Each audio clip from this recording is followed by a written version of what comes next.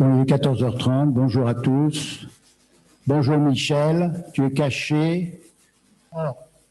L'Académie reçoit aujourd'hui, comme vous le savez tous, la Société française d'histoire de la médecine, dont le président est Philippe Bonichon. Il est l'organisateur de cette séance et va la coordonner avec nous. Auparavant, nous avons, comme à chaque séance, à écouter notre secrétaire annuel qui va nous parler de la séance précédente.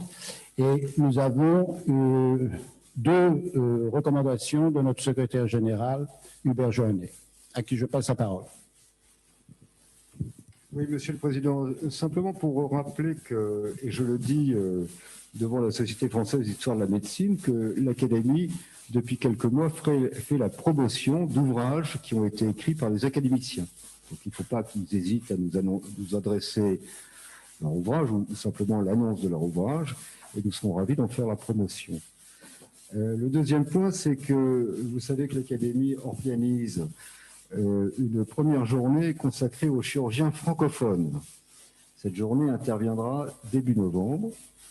Et donc, toutes les communications faites par les chirurgiens francophones seront reçues, soit en séance plénière, soit sur un mur d'images, sur un site internet que nous avons dédié à cette occasion.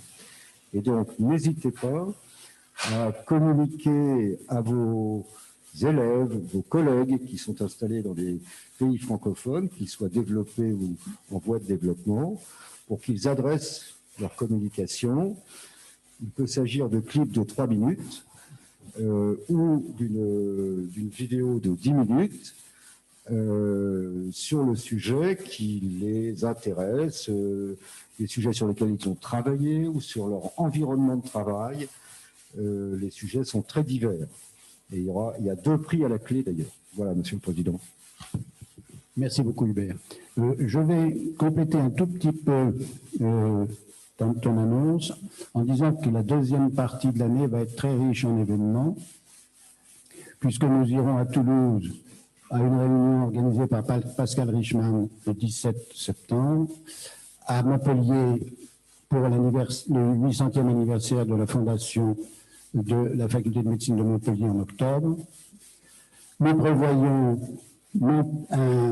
notre séance solennelle comme à l'accoutumée à la mi-décembre, mais auparavant, probablement fin septembre, début octobre, nous prévoyons d'organiser une autre séance tout à fait originale, qui ne sera pas sur le modèle de la séance solennelle, qui sera plus complète et en même temps plus diversifiée, destinée à honorer l'année de présidence d'Henri Coudam et à accueillir dignement les nouveaux membres de l'Académie. Je passe maintenant donc la parole à Jean Béraud, qui va nous faire le compte-rendu de la séance précédente.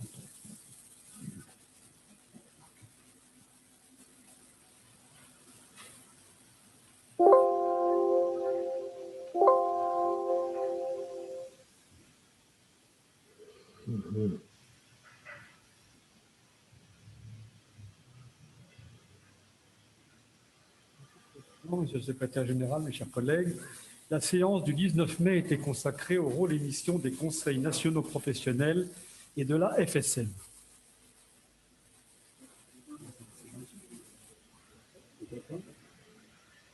Olivier Goyot-Boissonnière a introduit la séance. Il lui a fallu plus de 10 ans avec tous les efforts pour que cette idée de création d'une structure regroupant les spécialités en décloisonnant et en adoptant un système paritaire aboutisse.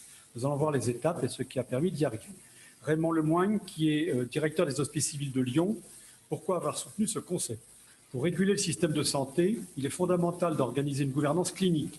Comment établir la place du professionnel de santé dans la décision qui aura un impact majeur sur le système de santé?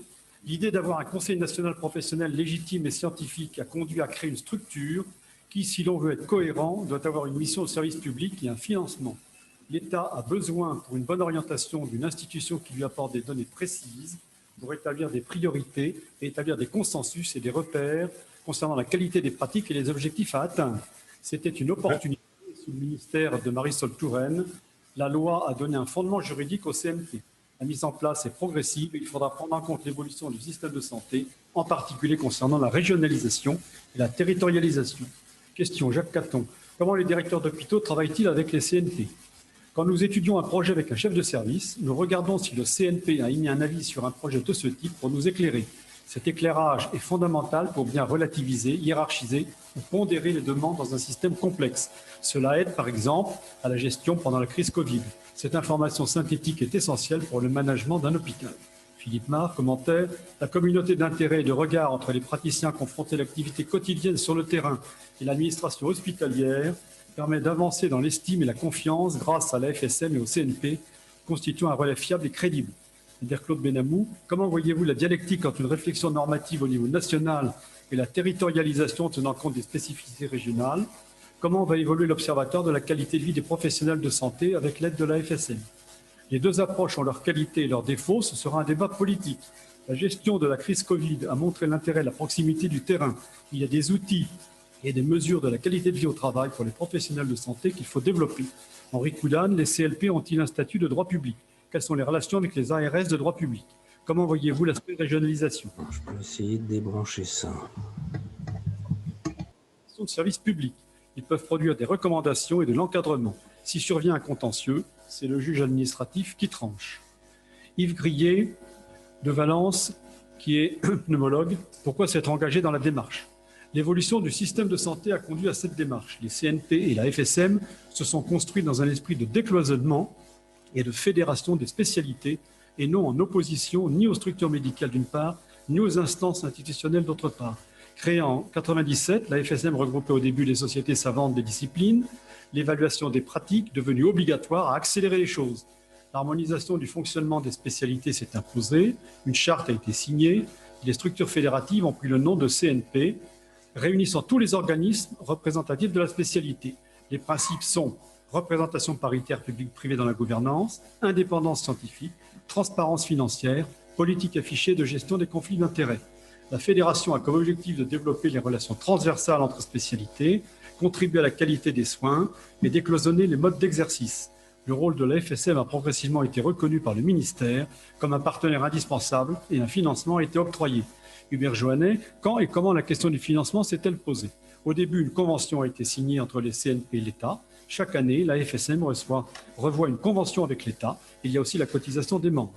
Olivier Goéot, commentaire, la dernière loi de financement de la sécurité sociale a octroyé un budget pour les FSM et les CNP qui sera pérenne.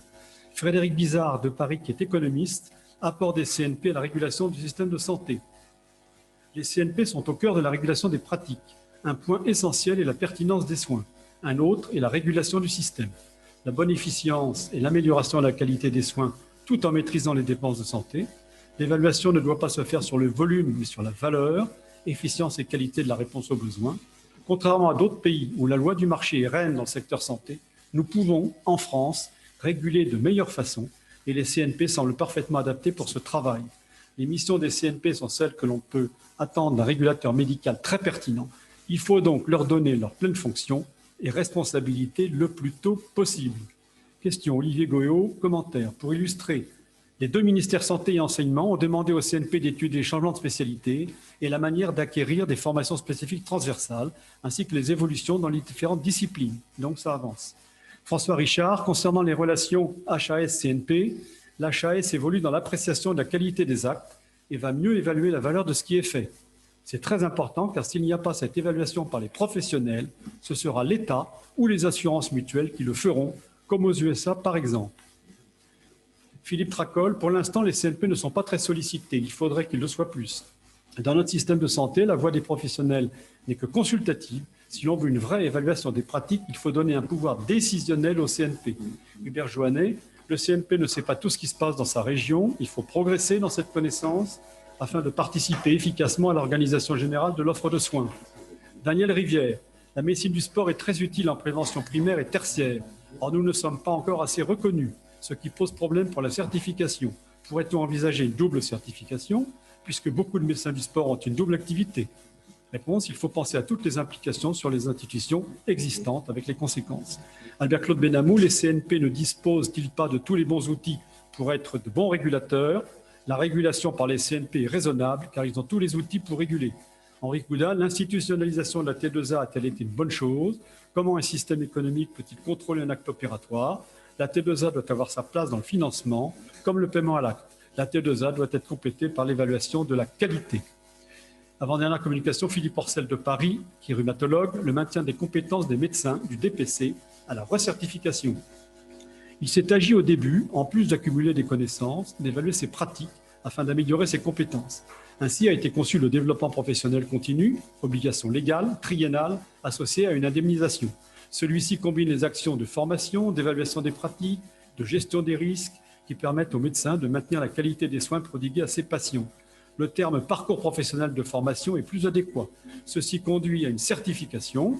Les CNP au sein de la FSM contribuent à la mise en œuvre du DPC avec un souci d'efficience et de simplification.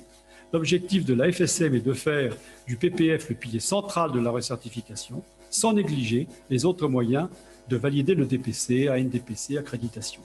Cette recertification prend en compte d'autres éléments du parcours professionnel et personnel, approche relationnelle, qualité de vie au travail, alliance du savoir-faire et du savoir-être, santé au travail. Cette recertification va être conçue et gérée par les médecins pour les médecins, avec comme objectif le maintien de la qualité des soins, plutôt que par une nouvelle agence d'État. Question, Rémi Salmon. La chirurgie mammaire est à cheval sur la chirurgie générale, la gynécologie et la chirurgie plastique, cuite pour ses spécialités. Olivier Goé, où il y aura un responsable pour étudier ces zones frontières. Philippe Orcel, les CNP concernés s'organiseront ensemble pour ces pathologies particulières, exemple sein, thyroïde. Jean-Claude Couffinal, quelle est l'organisation dans les autres pays de l'Union européenne? Nous avons des contacts et nous nous sommes inspirés de travaux étrangers européens. Nos collègues du Québec sont très en avance. Hubert Joannet, commentaire, chaque chirurgien s'inscrit dans un CNP et seront discutées les modalités particulières de telle ou telle activité dans le CNP. Olivier Goyot, commentaire, depuis quelques années existait le ROR, répertoire opérationnel des ressources, institué par le ministère. Il y avait des erreurs et la FSM va contrôler. Henri Coudin, pour la médecine du sport, ne pourrait-on pas envisager une capacité, comme cela existe en médecine légale par exemple? La certification peut-elle être organe de proposition? Surtout, la médecine du sport est en difficulté vis-à-vis du DES et il va falloir s'efforcer de résoudre ce problème.